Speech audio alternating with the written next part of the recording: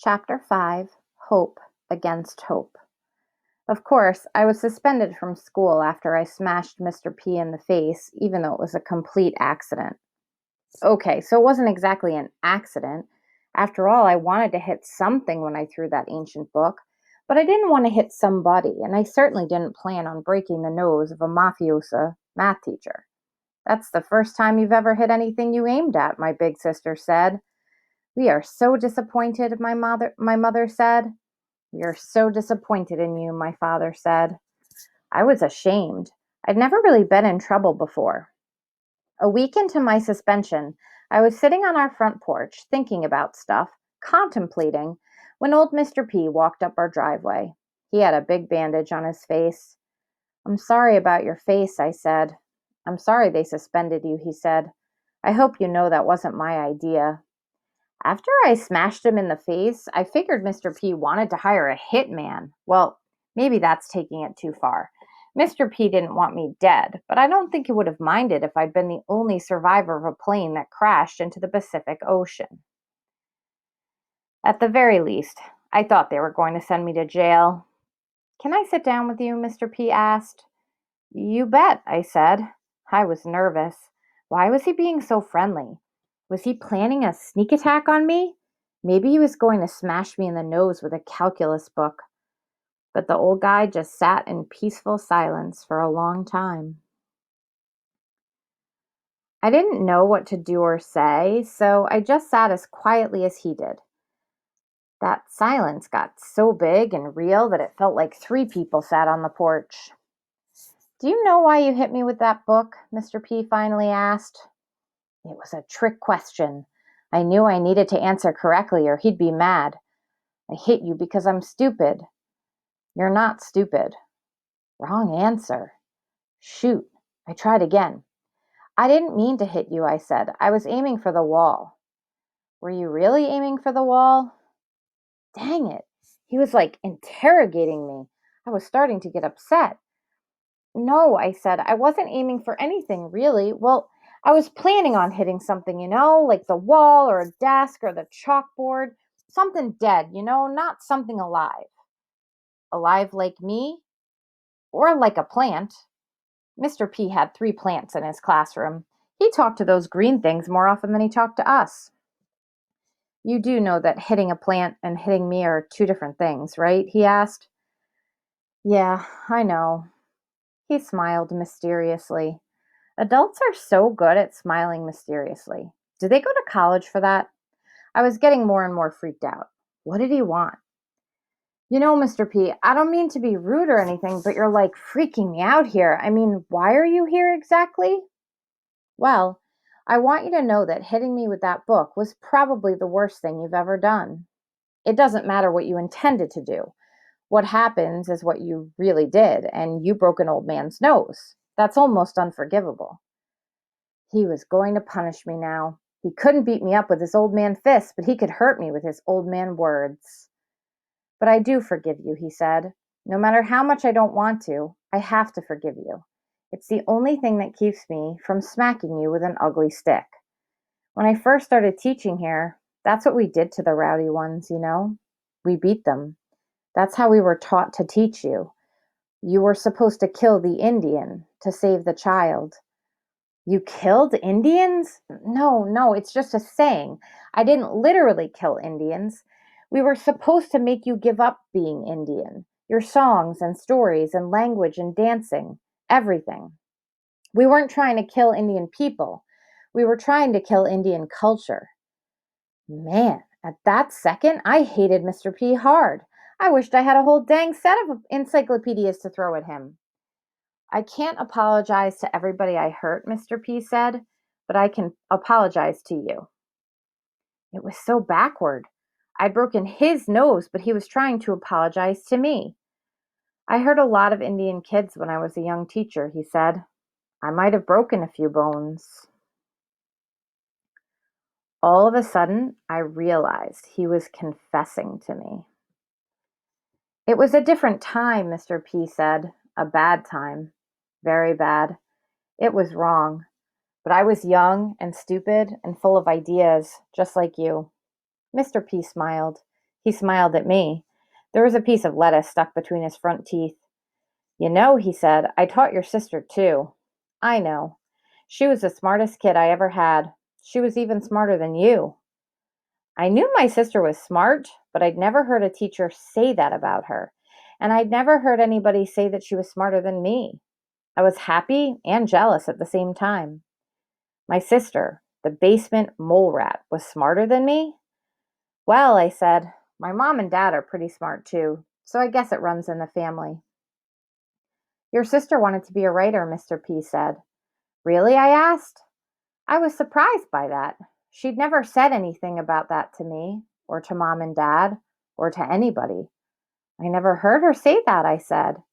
She was shy about it, Mr. P said. She always thought people would make fun of her. For writing books? People would have thought she was a hero around here. Maybe she could have made movies or something too. That would have been cool. Well, she wasn't shy about the idea of writing books. She was shy about the kind of books she wanted to write. What kind of books did she want to write? I asked. You're going to laugh. No, I'm not. Yes, you are. No, I'm not. Yes, you are. Geez, we'd both turned into 7-year-olds. Just tell me, I said. It was weird that a teacher was telling me things I didn't know about my sister. It made me wonder what else I didn't know about her. She wanted to write romance novels. Of course, I giggled at that idea. Hey, Mr. P said you weren't supposed to laugh. I didn't laugh. Yes, you laughed. No, I didn't. Yes, you did. Maybe I laughed a little. A little laugh is still a laugh. And then I laughed for real. A big laugh. Romance novels, I said. Those things are just sort of silly, aren't they? Lots of people, mostly women, love them, Mr. P said. They buy millions of them. There are lots of writers who make millions by writing romance novels. What kind of romances? I asked. She never really said, but she did like to read the Indian ones. You know the ones I'm talking about? Yes, I did know. Those romances always featured a love affair between a virginal white schoolteacher or preacher's wife and a half breed Indian warrior. The covers were hilarious. You know, I said, I don't think I ever saw my sister reading one of those things. She kept them hidden, Mr. P said. Well, that is a big difference between my sister and me. I hide the magazines filled with photos of naked women. My sister hides her tender romance novels that tell stories about naked women and men. I want the pictures. My sister wants the words. I don't remember her ever writing anything, I said. Oh, she loved to write short stories. Little romantic stories. She wouldn't let anybody read them, but she'd always be scribbling in her notebook. Wow, I said. That was all I could say. I mean, my sister had become a humanoid underground dweller. There wasn't much romance in that. Or maybe there was. Maybe my sister read romances all day. Maybe she was trapped in those romances. I really thought she was going to be a writer, Mr. P said. She kept writing in her book, and she kept working up the courage to show it to somebody. And then she just stopped. Why? I asked. I don't know. You don't have any idea? No, not really. Had she been hanging on to her dream of being a writer, but only barely hanging on, and something made her let go? That had to be it, right? Something bad had happened to her, right? I mean, she lived in the freaking basement. People just don't live and hide in basements if they're happy. Of course, my sister isn't much different from my dad in that regard. Whenever my father isn't off on a drinking binge, he spends most of his time in his bedroom, alone, watching TV. He mostly watches basketball. He never minds if I go in there and watch the games with him. But we never talk much. We just sit there quietly and watch the games. My dad doesn't even cheer for his favorite teams or players. He doesn't react much to the games at all. I suppose he is depressed. I suppose my sister is depressed. I suppose the whole family is depressed. But I still want to know exactly why my sister gave up on her dream of writing romance novels. I mean, yeah, it is kind of a silly dream. What kind of Indian writes romance novels? But it is still pretty cool. I love the thought of reading my sister's books. I love the thought of walking into a bookstore and seeing her name on the cover of a big and beautiful novel. Spokane River Heat by Mary Runs Away. That would be very cool. She could still write a book, I said. There's always time to change your life. I almost gagged when I said that. I didn't even believe that. There's never enough time to change your life. You don't get to change your life, period. Shit, maybe I was trying to write a romance novel. Mary was a bright and shining star, Mr. P said, and then she faded year by year until you could barely see her anymore. Wow, Mr. P was a poet. And you're a bright and shining star too, he said. You're the smartest kid in the school, and I don't want you to fail. I don't want you to fade away. You deserve better. I didn't feel smart. I want you to say it, Mr. P said. Say what? I want you to say that you deserve better. I couldn't say it. It wasn't true. I mean, I wanted to have it better, but I didn't deserve it. I was the kid who threw books at teachers. You are a good kid. You deserve the world. Wow, I wanted to cry. No teacher had ever said anything so nice, so incredibly nice to me. Thank you, I said. You're welcome, he said. Now say it. I can't. And then I did cry. Tears rolled down my cheeks. I felt so weak. I'm sorry, I said. You don't have to be sorry for anything, he said. Well, you better be sorry for hitting me, but you don't have to feel bad about crying. I don't like to cry, I said.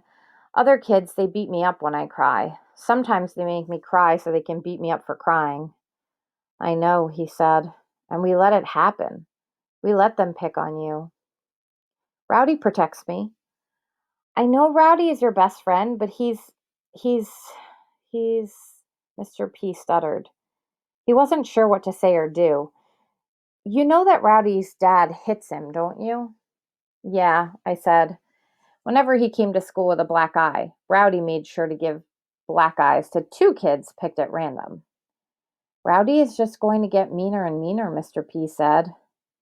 I know Rowdy has a temper and stuff, and he doesn't get good grades or anything, but he's been nice to me since we were kids, since we were babies. I don't even know why he's been nice. I know, Mr. P said, but listen, I want to tell you something else, and you have to promise me you'll never repeat it. Okay, I said. Promise me. Okay, I promise I won't repeat it. Not to anyone, not even your parents. Nobody.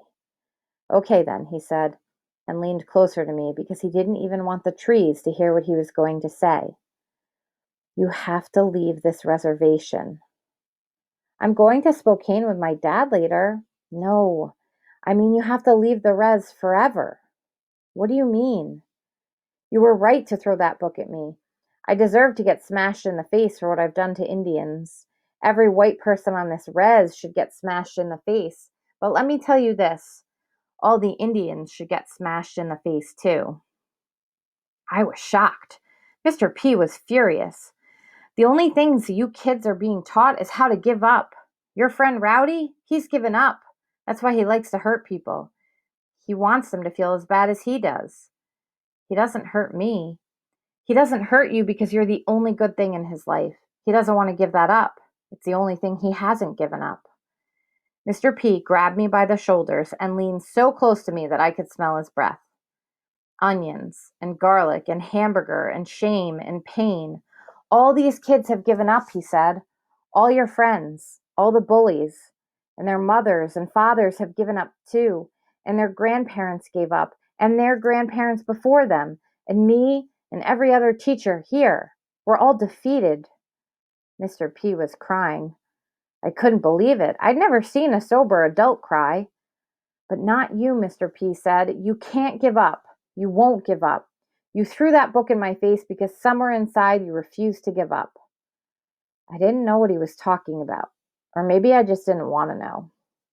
Jeez, it was a lot of pressure to put on a kid. I was carrying the burden of my race, you know. I was going to get a bad back from it. If you stay on this res, Mr. P said, they're going to kill you. I'm going to kill you. We're all going to kill you. You can't fight us forever. I don't want to fight anybody, I said. You've been fighting since you were born, he said. You fought off that brain surgery. You fought off those seizures. You fought off all the drunks and drug addicts. You kept your hope. And now you have to take your hope and go somewhere where other people have hope. I was starting to understand. He was a math teacher. I had to add my hope to somebody else's hope. I had to multiply hope by hope. Where is hope? I asked. Who has hope? Son, Mr. P said, you're going to find more and more hope the farther and farther you walk away from this sad, sad, sad reservation.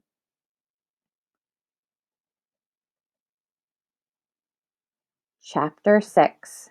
Go means go. After Mr. P left, I sat on the porch for a long time and thought about my life. What the heck was I supposed to do? I felt like life had just knocked me on my ass. I was so happy when Mom and Dad got home from work. Hey, little man, Dad said. Hey, Dad, Mom. Junior, why are you looking so sad? Mom asked. She knew stuff. I didn't know how to start, so I just started with the biggest question. Who has the most hope? I asked. Mom and Dad looked at each other. They studied each other's eyes, like they had antennas and were sending radio signals to each other. And then they both looked back at me. Come on, I said. Who has the most hope? White people, my parents said at the same time. That's exactly what I thought they were going to say, so I said the most surprising thing they'd ever heard from me. I want to transfer schools, I said. You want to go to Hunter's? Mom said. It's another school on the west end of the reservation, filled with poor Indians and poorer white kids. Yes, there is a place in the world where the white people are poorer than the Indians. No, I said. You want to go to Springdale? Dad asked. It's a school on the reservation border filled with the poorest Indians and poorer than poorest white kids. Yes, there is a place in the world where the white people are even poorer than you ever thought possible. I want to go to Reardon, I said.